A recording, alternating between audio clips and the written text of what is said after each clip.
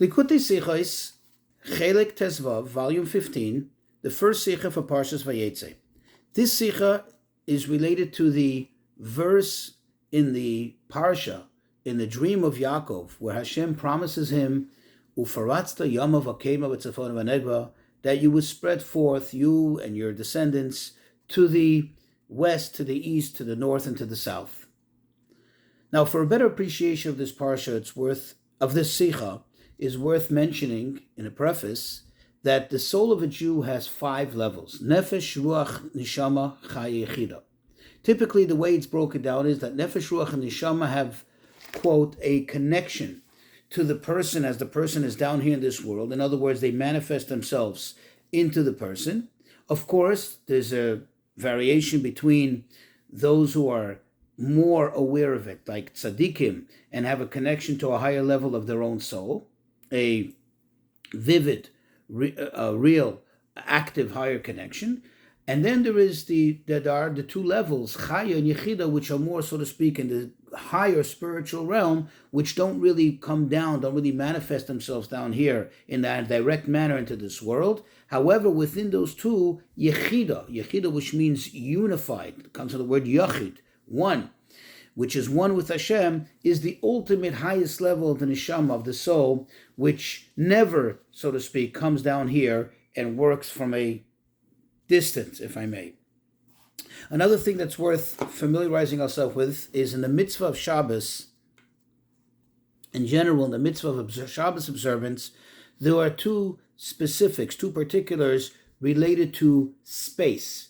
First of all, there is the concept of the Dalet Amot, of the 4 cubit feet, meaning every person is assumed to have a space that is, quote, their space. It's considered their space, and it becomes as if it's their own private domain, and that is the space of the circumference of 4 amot, 4 cubit feet around a person.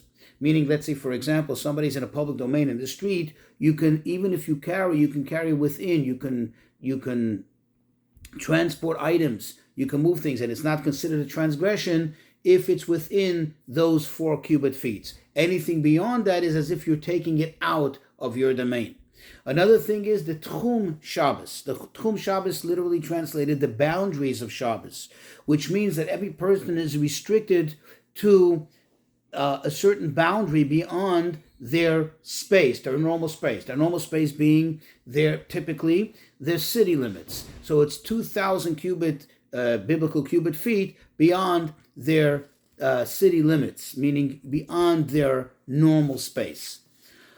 So, getting into the Sikha, the Rebbe begins and he says, in our Parsha, on the verse, Ufaratzta yamav akema v'tzafon v'negba, that Hashem promises Yaakov that you will spread forth to the west, to the east, to the north, and to the south.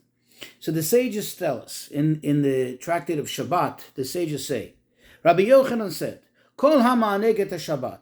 Anybody who delights in Shabbat, we know that there is a mitzvah to delight in Shabbat, to have pleasure in Shabbat. So anybody who delights in Shabbat, notnim lo nachala b'li mitzarim. He receives, they give to him, a boundless portion, meaning a tremendous reward. Where do we know this from? Because the Talmud quotes from Isaiah, from Yeshayahu. And over there it says that a person should refrain from, quote, going in your own ways or thinking your own thoughts or speaking your own talk, meaning anything mundane, anything that is not holy and in sync with the spirit of Shabbat. And then the prophet concludes and he says, if you will do so, Az tisaneg al Hashem, then you will delight in Hashem himself, and I will have you, you will ride on the heights of the world. And then he concludes in the verse, and actually we say this every Shabbat morning when we make the Kiddush, we recite this verse, V'achalticha nachalat Yaakov avicha, and I will feed you the portion of your father Yaakov. In other words, the reward for delighting in Shabbos, the ultimate reward, because he kind of in describing the reward, it's a build-up, and he goes higher and higher. You will delight on Hashem, you will ride at the heights of the world, and then he concludes with, I will feed you the portion of your father Yaakov. And of course, the Talmud concludes, the Talmud adds, and he says, not like Avraham, by whom it says some form of limit. In other words, in the blessing that was given to Avraham, what did Hashem say? Kum hisalech ba'aretz. Come, walk the land to its length and to its width, and that's what I'm going to give to you. So it has a certain limitation.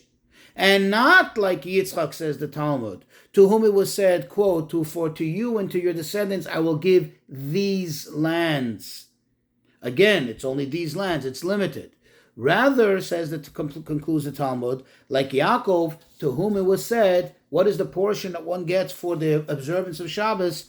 Like Yaakov, to whom it was said that you will spread forth to the furthest points, to the west, to the east, to the north, and to the south. So that's a quote from the Talmud. Now, of course, it's known and it's obvious that when it comes to the reward of a mitzvah, it's a measure for a measure. That means the mitzvah and its reward, the reward and the reward for the mitzvah that it's coming for has a connection, has an inherent connection. What is the connection? What is the correlation between Shabbat and this reward of boundless reward, of boundless measure? It tells us that there's something about the Shabbat that has an inherent quality of boundlessness, and therefore receives this blessing of boundlessness. So, interestingly, this idea that there is a connection between Shabbat and boundlessness, we actually find in Yaakov himself. In other words, there's a medrash that says that, quote, by Avraham, the Torah does not specifically point out that he observed Shabbat. By Avraham, it doesn't say that. And therefore, says the Midrash, what was the blessing that was given to Avraham? Kum hitalech ba'aretz, the verse that I quoted previously, where Hashem said to him, come walk the land to its length and to its width, and this is what you're going to receive. However, concludes the Medrash, Yaakov, by whom it says, Vayichan et pnei ha'ir, when Yaakov finally arrived back home to Israel, after all the years he spent in this week's Parsha, by his father-in-law Lavan, the Torah tells us, quote, and he camped out on the outskirts of the city. Now, why does the Torah have to tell us that? What is the Torah hinting with that? So the sages tell us, what Torah is hinting with that is that he arrived there right before Shabbat, as the sun was about to set. Now, in the laws of Tchum Shabbat and the laws of the boundaries of Shabbat, which we mentioned in the preface to the Sikha, the rule is that you establish your dwelling, so to speak, you establish your area from which you're now going to count the 2,000 cubit feet. You're going to count your boundary for Shabbat. That has to be established before Shabbat begins. In other words, before the sun sets. And that's what the verse is referring to, says the Midrash. Yaakov, who, quote, kept, and he is the first one recorded, not Avraham, not Yitzchak, but rather Yaakov. He's recorded as not only observing the Shabbat, but specifically this mitzvah, this particular aspect of Shabbat, the aspect of the boundaries of Shabbat, and he establishes it, and the verse hints to it. And therefore, concludes the Medrash, he is the one who gets the blessing of boundlessness. Again, having to do with boundaries, but because he made the boundaries of Shabbat, and it is Shabbat, therefore he got a boundless blessing. Now, of course, all the commentaries explained it's not like Avraham did not observe Shabbat. We know that Avraham, we know that Yitzchak, all of our ancestors, all observed the entire Torah. The entire Torah obviously also includes Shabbat. And as, for example, it's mentioned by Avraham that he even did the mitzvah of Eruvin, which is related to this mitzvah of boundaries. However, it seems obvious that there is a unique connection between Shabbat. And within Shabbat, this concept of boundaries in Shabbat is connected specifically and especially with Yaakov. Because by them, it's kind of mentioned in the mix. It's in a mix of all the mitzvot that they observed. Whereas by Yaakov, it seems the Torah makes a special connection, a special mention, a special observation of Yaakov having observed Shabbat, and within Shabbat the specific mitzvah of boundaries. And therefore we need to delve into this and understand, get a better appreciation, what is it that connects Yaakov to that, and therefore can bring us back to the original quote from the Talmud to better appreciate how come when one observes the Shabbat they receive the blessing of Yaakov, that boundless portion of Yaakov. So in order to understand this, the Rebbe takes us to a discourse of the Mittler Rebbe, Rabbi Dov Ber of Lubavitch. That's the second Chabad Rebbe. And interestingly, it happens to be that this discourse, which we're now learning, was actually delivered by the Rebbe on the 10th of Kislev, which is the anniversary, the celebration of the release of the Mittler Rebbe, Rabbi Dov Ber, from arrest, which was connected to his spreading of Chassidus. So this is a very special connection to him. So he has a discourse which begins with the words, Ata Echad, you are one. Now where these words come from? On Shabbat afternoon, in the Mincha service, in the Amidah, so after the first three common blessings, the template, so to speak, of Amidah, the special portion which is for Shabbat, we begin Ata Echad v'Shimcha Echad. You are one, your name is one, and then we talk about the greatness of Shabbat, and then we conclude, we say that Ki mi'itcha hi menuchatam. For from you directly is their rest, meaning the rest of Shabbat comes from you, Hashem, directly. Ve'al menuchatam, and on their rest, Yegdishu Shmecha, Jews are ready to sanctify your name, meaning practically translated, that they're ready even to give up their lives, they're ready to have self-sacrifice for the sake of the rest of Shabbat, which comes directly from you. So over there he explains the inherent difference between all the mitzvot in the Torah and this mitzvah of Shabbat. In other words, he explains there the uniqueness of the mitzvah of Shabbat. You see, what he says is as follows. All the mitzvot, there is a difference in the quality, in the level of observance between one person and another. It's obvious that somebody who's a bigger tzaddik, their observance is on a whole different level. And therefore, their impact of their mitzvah is on a whole different level. For example, take the mitzvah of tefillin. It's true that everybody puts it on the same hand, or the same head, in the same spot. However, it's obvious that the effect of the mitzvah cannot be compared from a simple person to a very great tzaddik, to somebody who's really on a whole different level. Whereas he says Shabbat, what is really the inherent aspect of the observance of Shabbat? What is Shabbat? Shabbat, the word Shabbat means to rest, to refrain from work, to refrain from being engaged in any whatsoever tasks. He says in the idea of rest, meaning not to work, in that everybody is equal. Although, of course, one can say that there is still a difference between the not working of a person who's now not working a heavy menial job versus the not working of, let's say, an accountant or a scholar, to the not working of a rabbi. It's true, but in the actual idea of not working, everybody is the same. In other words, in the actual essential resting, the refraining from work, everybody is the same. What is really the reason why the mitzvah of Shabbos is specifically such that everybody is equal in it? In other words, why is it so that in this mitzvah it comes out that everybody is the same? So he says because the mitzvah of Shabbat, what really is the mitzvah of Shabbat? It is that in the deepest level of the soul, that the soul itself rests in the deepest level, in the highest level of the soul, which of course we know, we would call it, as we become familiar with already, the level of Yechidah. In the highest point of the soul, in the essence of the soul, there is the essence of rest. There is this minucha, this peacefulness, this rest that comes about on Shabbos. And of course, this will help us understand why Shabbat is equal by everybody on the deepest level. You see, because the Yechidah, this level of the soul, is equal by everybody, because it's not something that manifests itself. It's not something that comes down in, quote, in a revealed manner, in some kind of manifestation that could be measured bigger or smaller.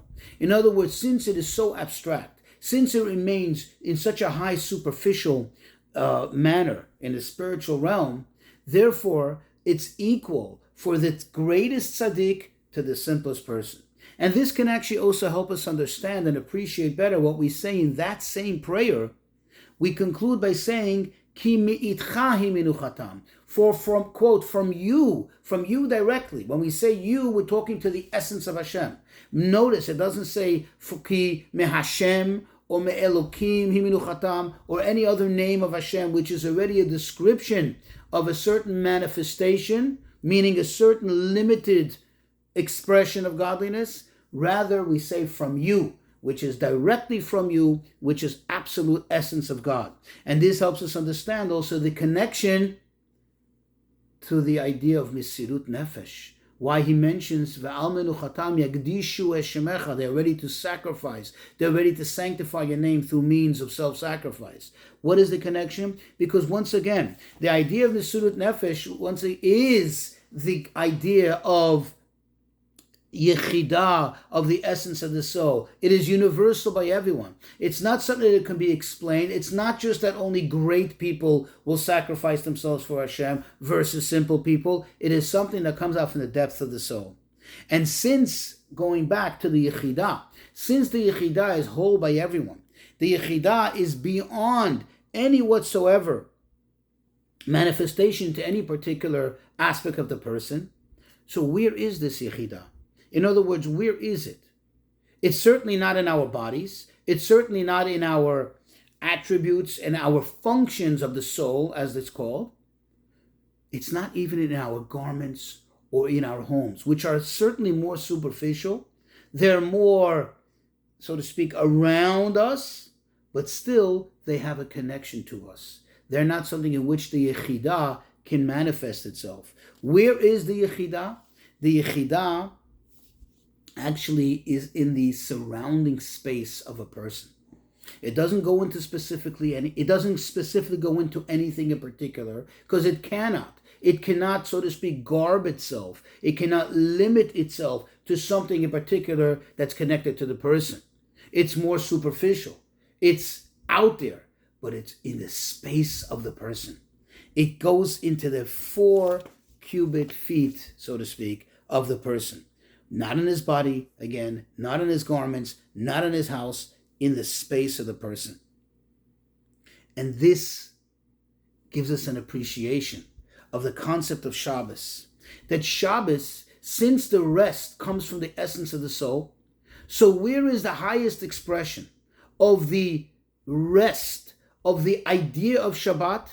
Why is it so important on Shabbat, this idea of space, the idea of boundaries? Because that's the only, so to speak, caption that we have. That's the only thing that can capture the soul, the essence of the soul, the Yechidah that is so much inherent in the idea of Shabbat. And that's why when the Torah, one of the first times the Torah speaks about the mitzvah of Shabbat, what does the Torah say? Shavu ish tachtav. Sit every man in their place. Stay put. Al Vayetzei ish mimkomo. Do not go out from your place. In other words, stay within the Yechidah. Stay connected to the Shabbat. Stay connected to the essence of the soul. The only expression for it down here in the physical world is by honoring, by respecting, by appreciating the concept of the space around the person. And now we can, of course, understand and appreciate that what is the reward? What is the reward for keeping Shabbat?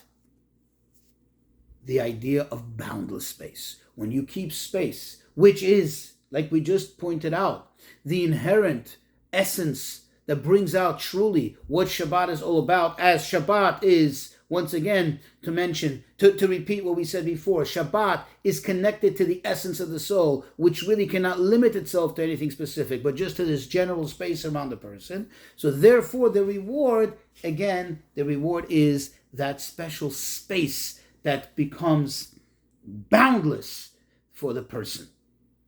And now we'll understand the special connection to Yaakov. Why Yaakov? You see, remember that we have three things here. We have Shabbos, we have the bounds, the space, and we have the blessing of boundlessness. You see, because Yaakov was the ultimate of all the three of the patriarchs. Yaakov, in fact, we see it. Where do we see it? Even in the blessings that Hashem gave him. Remember when Hashem gave to Avraham the blessing about his descendants, he says they will be like the stars of the sky. But when he speaks to Yaakov, what does he say? V'haya zaracha ka'afar ha'aretz. And your children, your descendants will be like the dust of the earth. Of course, that means that they'll be plentiful, they'll be all over the world, just like dust is found all over the world. But also it means that they'll have the inherent quality of dust, which is bitul. The idea of bitul. The ultimate idea of bitul is connected to the essence of the soul. That is the yechidah. Because that is the level of the soul that even from a spiritual perspective has no self, so to speak. It is one with Hashem. It isn't anything of itself. It doesn't have its own character. And now you see everything comes together. The idea of for us, the Yamav Vakema, Tzafonu Vanegba, how it's inherently connected with as a reward of Shabbat, because that is the same idea. That what Yaakov represents the idea, the concept of Shabbat, the idea of the boundaries and the boundlessness, which is a reward for it.